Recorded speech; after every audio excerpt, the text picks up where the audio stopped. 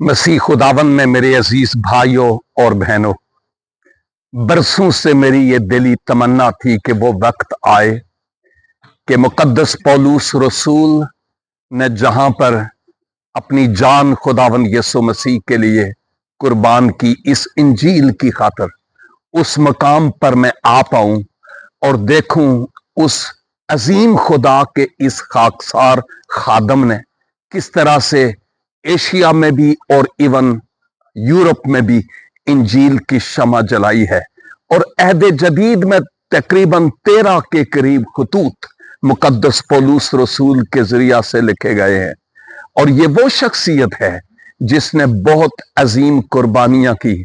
अगर आप कुरंथियों के खत का मुतालिया करें तो आपको मालूम होगा कि कैसे इस अजीम शख्सियत ने इस इंजील के पैगाम को दूर दूर तक पहुंचाया और एशिया में और मगरब में कलीसियाएं इसके वसीला से कायम हुई है। हम इस वक्त रोम में उस मकाम पर हैं जहां मुकद्दस पौलुस की यादगारें मौजूद है। ये जो स्टैचू आप देख रहे हैं, भाई जो हमारे साथ आए हैं वो ये बता रहे हैं कि ये स्टैचू पौलुस रसूल की जिंदगी को पेश करता है। आप हैरान होंगे कि ये तलवार, इसका क्या काम है? शायद ये तलवार इस बात को पेश करती है कि मुकद्दस पौलुस जब साउल थे तो उस वक्त आपकी जिंदगी क्या थी।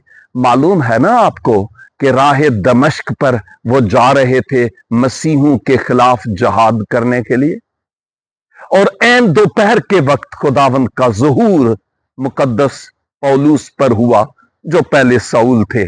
जिंदगी बदल गई और उसके बाद खुदावन ने कहा कि तू जाएगा तो सही दमिश्क, लेकिन अब उस नीयत से नहीं जिस नीयत से तू पहले जा रहा था।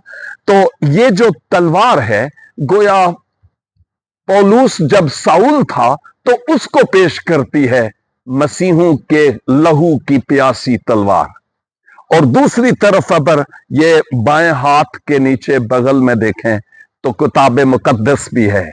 पौलुस की गवाही है ये स्टैचू कि फिर तलवार छूट गई और इंजील का पैगाम लेकर वो दुनिया के तूलो अर्ज में गया, उस वक्त की रोमी दुनिया के इलाकों में।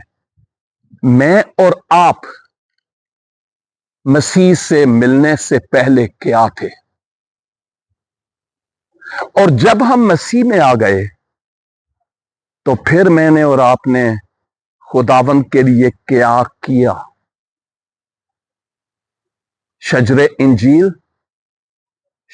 इंजीर खुदावन को फल चाहिए, पत्ते नहीं।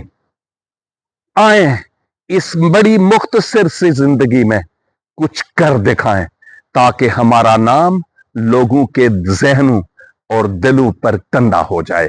खुदावंद आपको बरकत अनायत फरमाए। Thank you so much.